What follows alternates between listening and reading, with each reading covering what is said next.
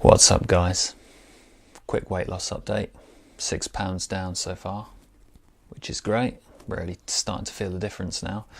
I started off at 92 kilograms and now I'm down to about 89.5, which means for this part of what I'm doing, I'm pretty much halfway there a week early, which is great. So we'll see how that goes. Just a few little tips to anyone who's having trouble with it. There's an app you can get for Android and iOS. It's called MyFitnessPal, if you can see that. It's free. You can pay a little bit of money to unlock the full features, but it's only a couple of quid, so it's really worth it. And you can basically set up your own custom goals, track everything. So I really recommend that. Also, second tip, you've got to have the food ready in advance. Sorry, I get distracted there. You've got to have the food ready in advance, because when I've done quite badly on a day, it's because I haven't had anything ready to take with me. So one example of this would be last Sunday. I did it was like a 13-hour shift at work, starting really early. I didn't have a chance to go to the shop before work. I woke up, I was a bit tired, I didn't make anything. Ended up just going to Tesco's and buying some, I wouldn't say crap, but it definitely wasn't the best choice. So that day went a bit skew with, and then once I got home I was knackered, so I just pretty much went to bed. Ended up under eating that day. Not a good thing if you're trying to keep yourself on track. But anyway, so that's that little update out of the way. I'm just about to go to the shops. It's my nice sort of 40-minute walk that I do. Try and get that done every day that I'm not training, which is normally every day that I'm not at work. So the 40-minute walk kind of adds a bit of extra cardio in there, which I've been quite enjoying actually. It's been good. So I'll go and do that and then we'll catch up. Okay, that's done. Shops all finished with. Today I thought we'd go over how to get into powerlifting. So here's a few points. Okay, so the first thing you really need to decide is what federation you're going to be part of. Now, this is going to be based on how you want to compete, whether you want to compete tested, untested, what kind of kit you want to use, etc. And just, you think about who you want to be competing against more than anything. You can find all the different federations and their websites online. You can look through them and then you can decide which one you want to pick. Just bear in mind, if you don't want to be competing against untested athletes, don't join an untested federation. And if you want to use gear, don't join a tested federation, because you probably won't stay in it for very long. That's that. Now, equipped versus raw. Raw also being called classic. Essentially, do you want to lift the most amount of weight possible, or do you want to lift the most amount of weight possible without using too many aids / horrific pain / squeezing into ridiculous outfits? With equipped, you will lift more weight, there's no doubt about that. However, there's a lot more kit to buy. There's a lot of factors involved, I think. I haven't tried any of the kit on, but I have seen people getting into it and it does not look like a pleasant experience, let me tell you. So I think equipped is only for the dedicated. Raw or classic is just what I do, and it's essentially just you and what you can do without any assistance, except the bare safety minimums of a belt and some wrist wraps, really. So You can do both if you want, or you can just pick one or the other. Competitions. So I can't speak for other federations, but within mine there's local competitions, which sometimes are sanctioned by the federation and at the local level. Sometimes they're just a bunch of guys who get together and decide to put themselves to the test.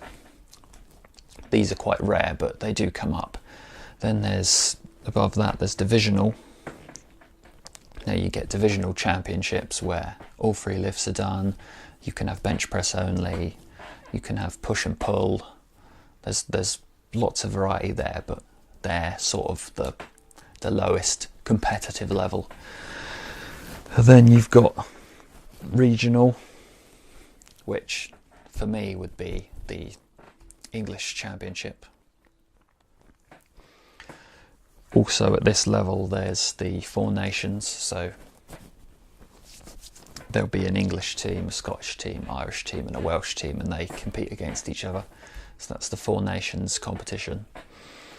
And then above that there's national championships, which is the British Championship.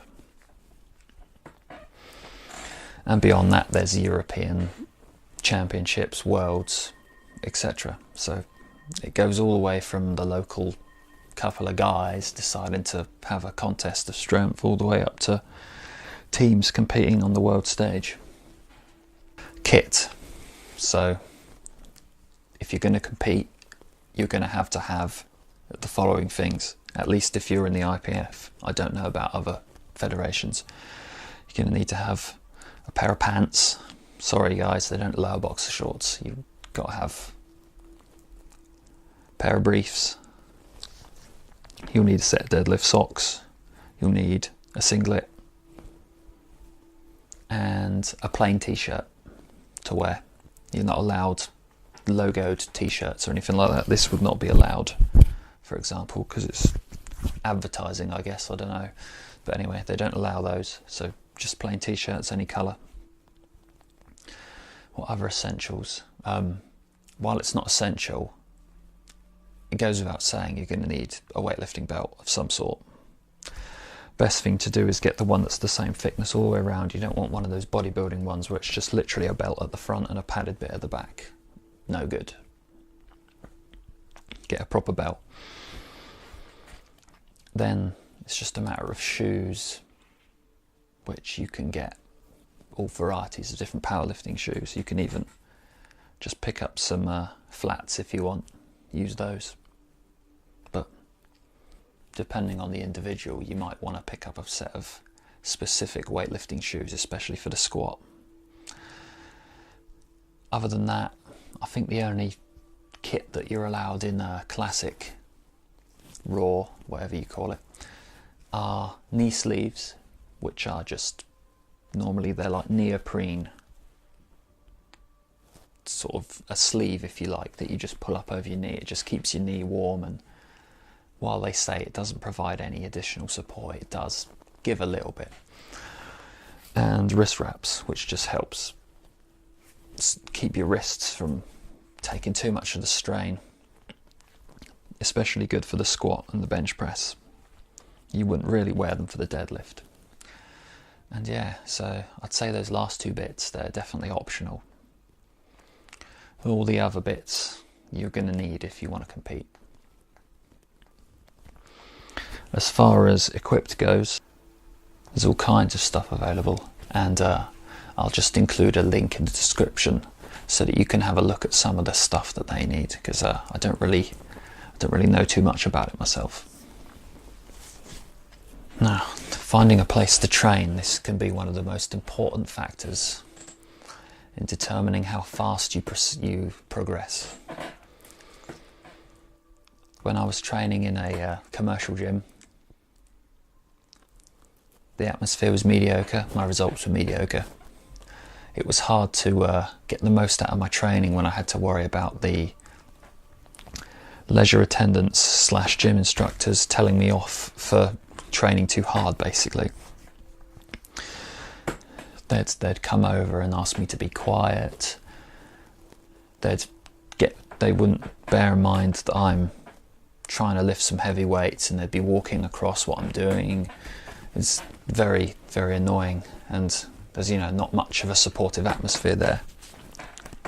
So if you can, find yourself either a good bodybuilding gym or a strongman / powerlifting gym. There's quite a lot of them around these days. There's a fair few in my area.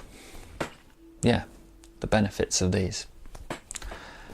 So the benefits of having one of these gyms in your area is you can meet other lifters who have the same sort of passion as you for what you're doing. You get more support. You can pick up tips and hints, as well as give tips and hints, and you get the advantage of having all the kit there. Like, one problem I have at the moment is the gym I currently use doesn't have any specialist bars, so I'm stuck to just a regular bar. I can't do the safety squat, I can't use trap bar deadlifts, anything like that. It's all out the window, so I have to make do with what I've got. Find a good gym. It's definitely worth the price and the search. Adios.